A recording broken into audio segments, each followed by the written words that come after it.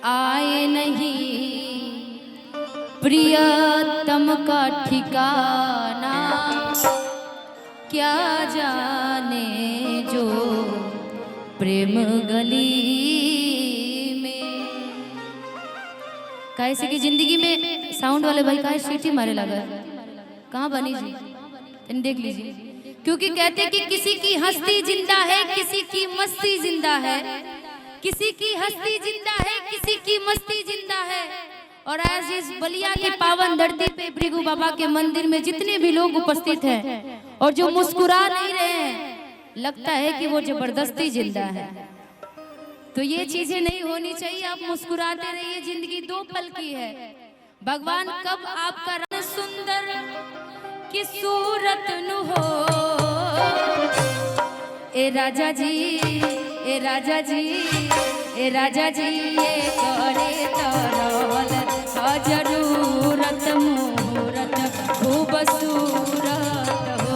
ए राजा जी, ये करे तरल जरूरत मुहूर्त खूबसूरत हो। ऐसन मनोहर मंगल मूरत सुहावन सुंदर सूरत नु हो, ऐसन मनोहर मंगल मूरत सुहावन सुंदर सूरत सुहावन सुंदर सूरत हो। ए राजा जी, ए राजा जी, ए राजा जी, ये करे तरल जरूरत मूरत खूबसूरत। ए राजा जी, ये करे तरल जरूरत मूरत खूबसूरत हो। अखिलेश जी, जरूरत खूबसूरत हो। राजा जी खजनवा दे दो, रानी हो। बहुत बहुत शुक्रिया तमाम गार्जियन के तरफ से, जितना ही जन सैलाब आवता ये देख के वाकई।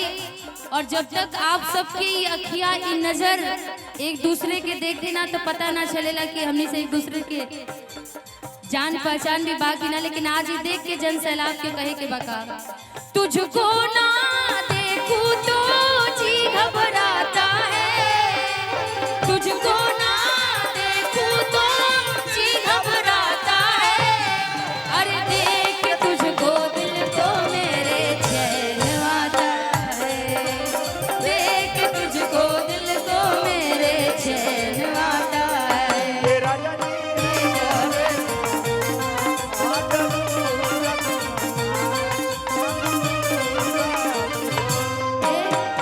राजा जी खजनवा दे दो, रानी जी गहनवा दे दो, राजा जी खजनवा दे दो, रानी हो गहनवा दे दो। बाजी राई से, बाजी ना मजी राई से, हीरा रतनवा दे दो। और ये गाना सोहर है आज, जैसे कि हमेशा के भगवान दादा परशुराम जी के जन्मोत्सव की भव्य बनावता नहीं सर। ऐसे तो हमने से इंसान है, हमने से के कोई औकात देखे कि भगवान के भी जन्मोत्सव मना सके सजे, हमरा के खुद जन्म देले बा।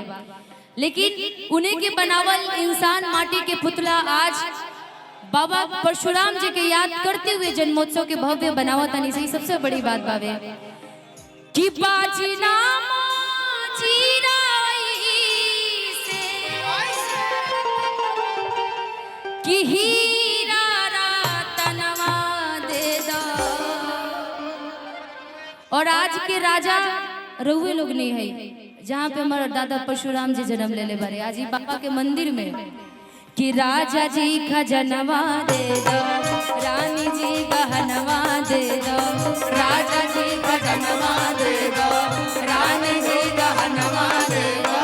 बाजी नाम चिराई से, बाजी नाम चिराई से, हीरा रतनवा दे दो, राजा जी खजनवा दे दो, रानी जी गहनवा दे दो, राजा जी खजनवा दे दो, रानी जी गहनवा दे दो। और राजा जी खजनवा दे दो, रानी जी गहनवा दे दो, काहे से की हल्का हंसुली कारा छारा बाजू बंद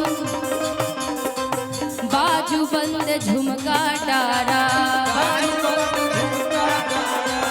हल्का हंसुली कारा छारा, बाजू बंद झुमका डारा, हल्का हंसुली कारा छारा, बाजू बंद झुमका डारा। ये है यार मनवा अपना, ये है यार मनवा अपना, कन के आए रनवा दे दो।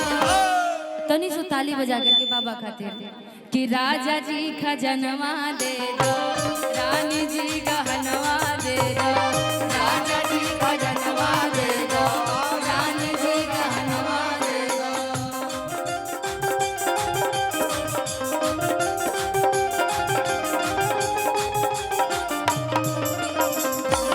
चटनी कैसे बने,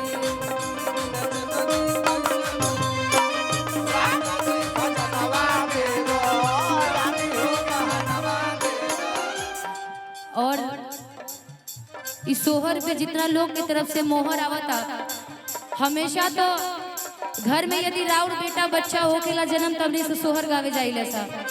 आज भगवाने के सोहर गावतनी से जेकर जन्म भइल बा, और सोहर पे मोहर ही तमाम जनता लोग लगावता भगवान खातिर।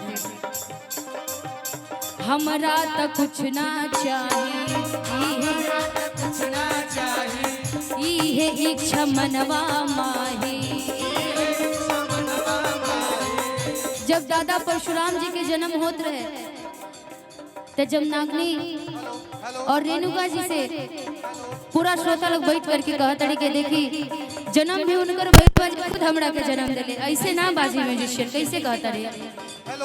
हमरा त कुछ ना चाहिए, इहे इच्छा मनवा माही।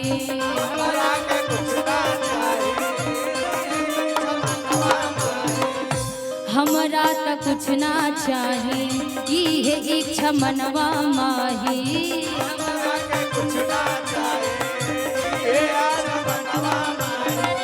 इहे यार मनवा अपना, इहे यार मनवा अपना, गोदी के ललनवा दे।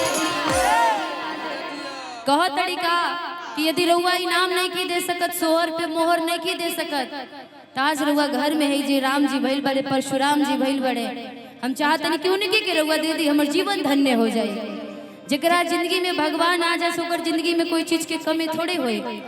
कैसे कहतड़ी कि इहे यारा मनवाया अपना, कि है गोदी के ललनवा दे दी। राजा जी खजनवा दे दे, रानी जी गहनवा दे दे, राजा जी राजा जी खजनवा दे दे, रानी जी गहनवा दे दे, राजा जी खजनवा दे दे, रानी जी गहनवा दे दे।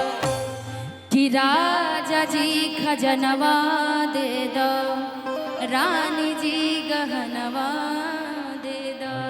जय दादा परशुराम।